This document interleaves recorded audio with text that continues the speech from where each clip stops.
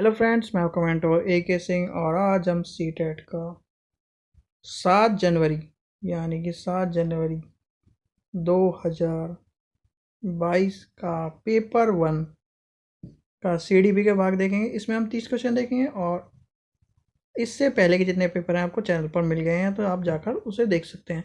तो इस तरह से हम 30-30 क्वेश्चन के थ्रू हम सारी पेपर देखते जा रहे हैं और जिससे हम आने वाले सीटेट के लिए क्या कहना जो एक तरह से प्रीवियस पेपर के तौर पर काम आएगा, तो जिससे हमें मदद मिल सके किस तरह के क्वेश्चन आए हैं।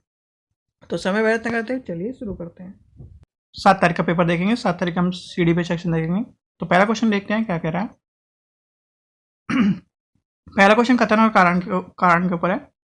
एक बच्चा 11 महीने में चलना सीखता है जबकि दूसरा बच्चा 15 महीने में चलना सीखता है। व्यक्ति कारण दे रखा है। व्यक्तियों के विकास में भिन्न भिन्न होती है, यानी भिन्नता होती है। तो इसका हो जाएगा ऑप्शन नंबर 1, क्योंकि आपने देखा होगा सबके विकास की दर अलग होती है, सबसे पहली बात। और दूसरा, सबका सीखने का नज़रिया या सीखने का तरीका अलग होता है। किसी का कोई बच्चा आपने देखा होगा जल्दी सीख जाता है, कोई थोड़ा लेट सीखता है, थोड़ा चलने का स्तर भी अलग होता है। तो सबका अलग अलग होता है, तो इसलिए ये दोनों सही बात सही कह रहे हैं। नेक्स्ट देखते हैं क्वेश्चन नंबर 2 क्या कह रहा है। क्वेश्चन नंबर 2 देखते हैं। विकास निम्न में से किस पर निर्भर होता है? तो वो होता है आनुवंशिक बनावट, भौतिक वातावरण और सामाजिक संस्कृति का कारण, यानी कि 3 हो जाएगा इसका आंसर।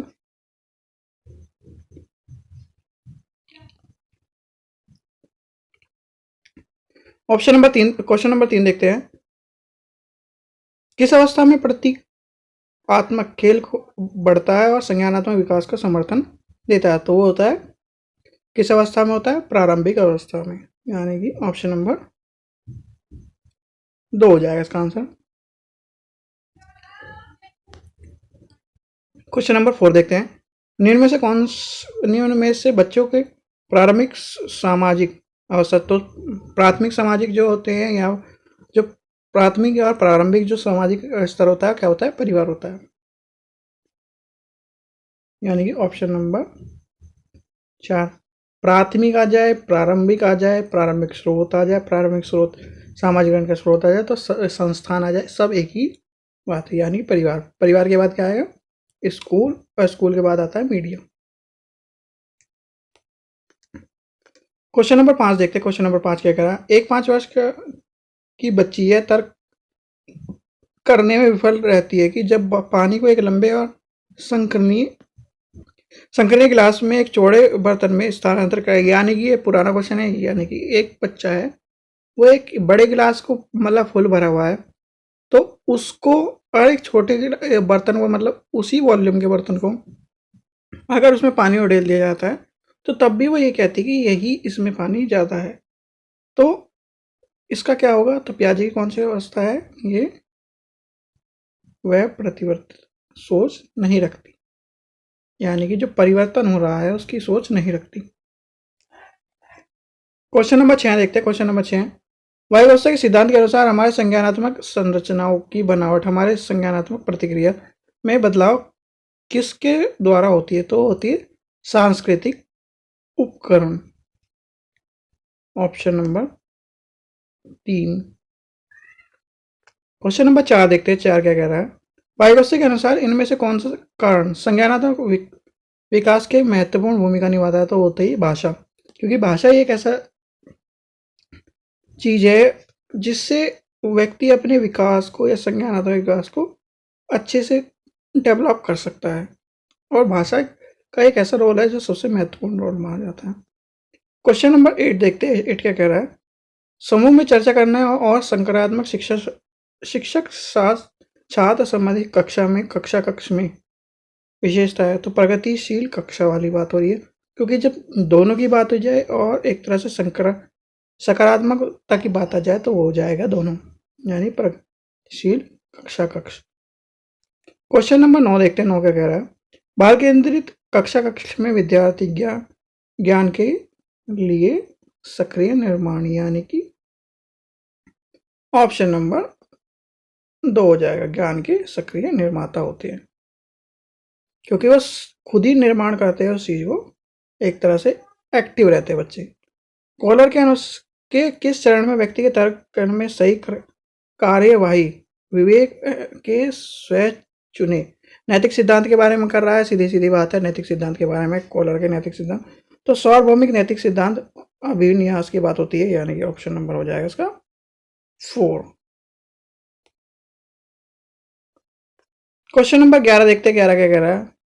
गार्डनर के अनुसार व्यक्ति जिसमें दूसरे की मांसपेशियों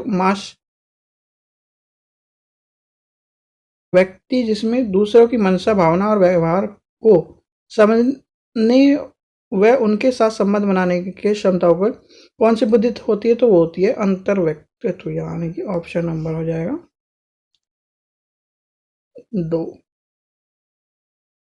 और आपको एक चीज और, अंतर व्यक्तित्व और अंतरा व्यक्तित्व, इसके ऊपर आपको दोनों को क्वेश्चन मिलेगा। स्थानांतर प्राकृतिक के ऊपर कम आता है, इन दोनों के ऊपर आपको ज्यादा क्वेश्चन मिलेगा, तो इस चीज का ध्यान रखिए। क्वेश्चन नंबर 12 देखते हैं। जब बच्चे स्कूल में प्रवेश करते हैं तो क्या होता है, वो घर की भाषा लेके आते हैं, यानी कि हो जाएगा इसका आंसर। उन्हें अपनी मातृभाषा में बोलने की अनुमति दी जानी चाहिए और अभिव्यक्त महत्वपूर्ण है, यानी कि ऑप्शन नंबर 1 हो जाएगा इसका आंसर। क्वेश्चन नंबर 13 देखते हैं, 13 क्या कह रहा है। लड़कों को उपहार में खिलौने के लिए अक्सर कार और या बॉल दी जाती है। लड़कियों को गुड़िया चित्रकारिता के संबंध में संसाधन दिए जाते हैं। तो इसमें क्या कर रहा है, जेंडर पक्षपात हो रहा है, यानी कि ऑप्शन नंबर 3 हो की बात है। क्योंकि देखिए यहाँ पे लड़कों को कह दे रहा है कार या यांत्रिक ब्लॉक, यानी कि बॉल हो गया, ब्लॉक हो गया, इस तरह से। ये एक देखिए, अगर आप 2011 से लेकर अभी तक का पेपर देखेंगे, उसमें सिर्फ शब्दों का हेर फेर है। वहां पे कार के साथ साथ उसे एक तरह से जेंडर डिवाइड की तरह बॉल दी गई थी, और इस तरह से यहाँ यांत्रिक ब्लॉक है। तो इस तरह से छोटी छोटी डिफरेंस में ही क्वेश्चन को हेर फेर करके इन्होंने बदल रखा है। क्वेश्चन नंबर 14 देखते हैं। 14 कह रहा है, एक शिक्षक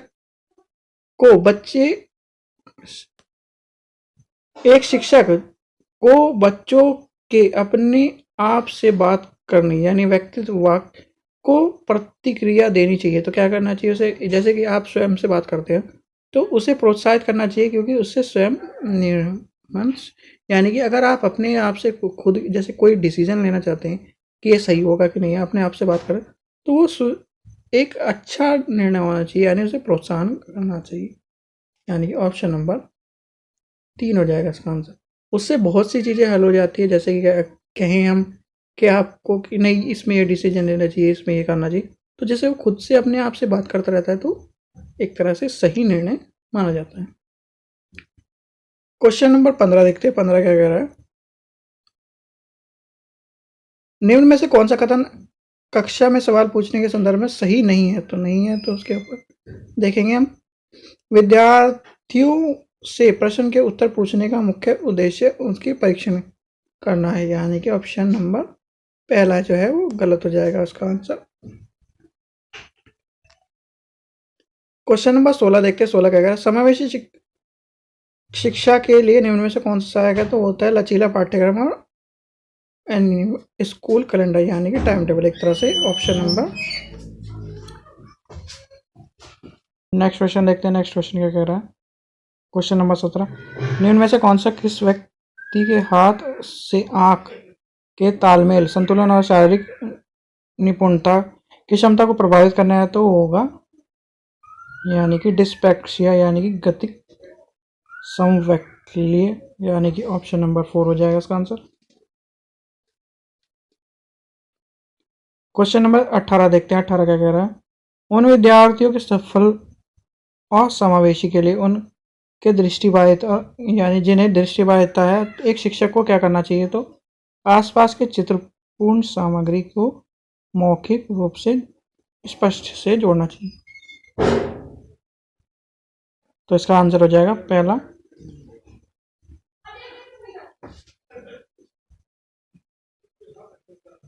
क्वेश्चन नंबर 19 देखते हैं। 19 क्या कह रहा है, जनजातीय समूह के विद्यार्थियों को सफल समावेशी के लिए एक शिक्षक को निम्न में से किससे बचना चाहिए? तो किससे बचना चाहिए?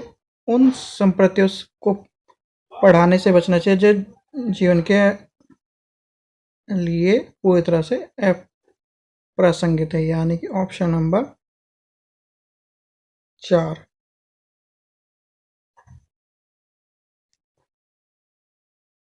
क्वेश्चन नंबर 20 देखते हैं। 20 क्या कह रहा है? निम्न में से कौन सा विकल्प दी गई दिव्यांग और संबंधित विद्यार्थियों के समावेशी हेतु यथाचित संयोजित रणनीति के बारे में बताता है? तो वो होता है, और इसका हो जाएगा ऑप्शन नंबर 1, ध्यान नियंत्रण, अंतःक्रियाशीलता विकार, लंबे अवधि वाली फिल्म दिखाना, यानी कि ऑप्शन नंबर फर्स्ट हो जाएगा इसका आंसर। क्वेश्चन नंबर 21 देखते हैं। 21 का कथन और कारण के ऊपर क्वेश्चन है। शिक्षक को निर्णय लेने से शिक्षार्थियों को शामिल करना चाहिए जिससे शिक्षार्थी की भागीदारी मतलब एक तरह से मोटिवेट हो। बिल्कुल सही बात है। और दूसरा का कारण है कि अधिगम शिक्षक के द्वारा विद्यार्थियों को सीधे संतुलित करता नहीं, बिल्कुल गलत बात है। ये हो जाएगा ऑप्शन पहला सही है और दूसरा गलत है, यानी कि ऑप्शन नंबर 3 हो जाएगा।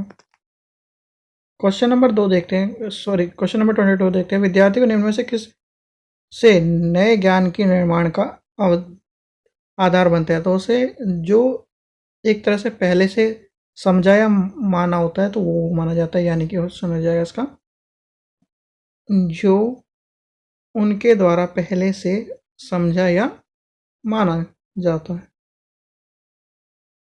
क्वेश्चन नंबर 23 देखते हैं। 23 क्या कह रहा है? सीखने के सामाजिक संदर्भ में इनमें से कौन सा कथन सही नहीं है? तो सही नहीं है तो ये पूछ रहा है,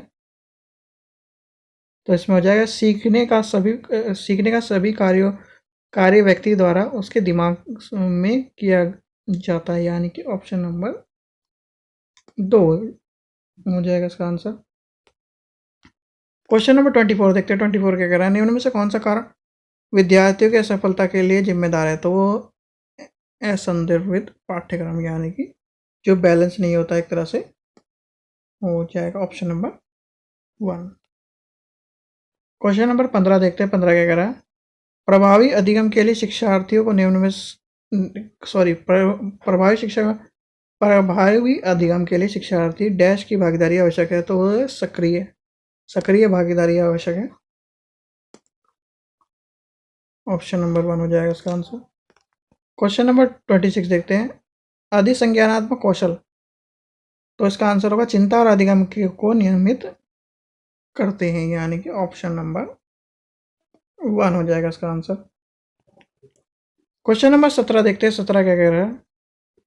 त्रुटियों के बारे में निम्न में से कौन सा कथन सही है? तो वो है त्रुटियों पर चर्चा और विश्लेषण द्वारा उन्हें अर्थपूर्ण अधिगम में बदला जाता है, यानी कि ऑप्शन नंबर 3। क्वेश्चन नंबर 28 देखते हैं। 28 क्या कह रहा है? अधिगम और सूचना प्रासंगिकता और संवेग और परिवर्तित का संबंध किस प्रकार है? तो होता है अधिगम के सूचना संप्रेषण संवेग और काफी हद तक प्रभावित करते हैं, यानी कि ऑप्शन हो जाएगा इसका 1। क्वेश्चन नंबर 29 देखते हैं। 29 क्या कह रहा है? एक विद्यार्थी कुछ संप्रतियों के बारे में अपने जिज्ञासा को संतुष्ट करने के लिए किताबें पढ़ रही है, यानी विद्यार्थी पढ़ रही है, तो यह किस तरह का लक्ष्य उदाहरण है? तो महारत हासिल करने की दिशा में, यानी कि महारत हासिल करने वाली बात है, यानी कि एक तरह से उसे जो गोल है वो अचीव करना है, यानी कि ऑप्शन नंबर 1 हो जाएगा इसका आंसर।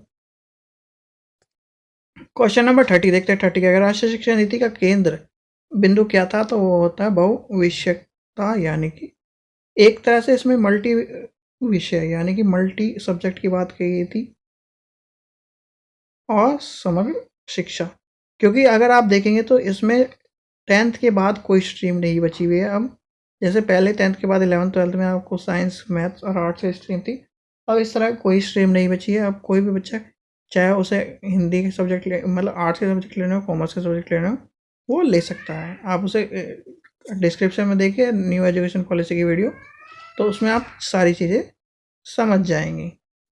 तो इसमें हमने जो 30 क्वेश्चन देखे वो CDP के यानी 7 तारीख के पेपर के देखे, और इसी तरह हम क्या नाम ईवीएस के देखेंगे और हिंदी के देखेंगे। ठीक है, तो चैनल को सब्सक्राइब करके बेल आइकन को दबा रखे जिससे आपको नोटिफिकेशन मिल जाए। आशा करता हूँ आपको वीडियो पसंद आएगी। वीडियो पसंद आए तो लाइक करें, शेयर करें, चैनल को सब्सक्राइब करें। Thank you.